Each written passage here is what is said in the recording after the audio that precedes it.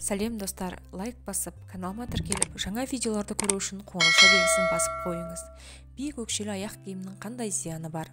Дәрігерлердің айтуы бойынша адамның табаны мен омыртқасы 23 жасқа дейін өсіп жетіледі. Осы жасқа дейін биік өкше мен біз өкшелі аяқ киімді қолдануда өте абай болуды ұсынады. Өкшесі биік және тар аяқ киімді көп кигенде аяқтың алдыңғы бөлігіне күш түсіп, башпайлардың қисаюына алып келеді. Биік өкшені жақсы көретіндерге плантарлық фасцит жиі кездеседі. Ол табан сүйегінің үлкеюі. Және үнемі киілетін биік өкшенің әсерінен уақыт өте келе аяқтың ахилл сіңірі өз қалыбынан өзгеріп, шайтабан аяқ киіммен жүру мүмкін емес болып қалады.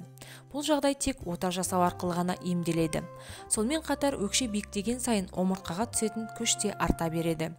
Биік өкшелі аяқ киімді ұзақ уақыт киюдің әсерінен омыртқа аралық жарық, бел аурулары, буындардың жылжуы, сіңір созылуы сияқты аурулар жиі кездеседі. Сколиоз бар адамдарға биік өкше киюге болмайды, өте қауіпті. Сондықтан биік өкше кигенде аяғыңыз талып, ауыра бастаса, денсаулығыңызды ойлағаныңыз дұрыс. Егер сіз күні бойы биік өкшелі аяқ киіммен жүріп, кешке не ұйықтар алдында аяғыңыздың сіңірі тартылып, ісіп, ауырсынулар болса, варикоздың алғашқы белгілері болуы мүмкін.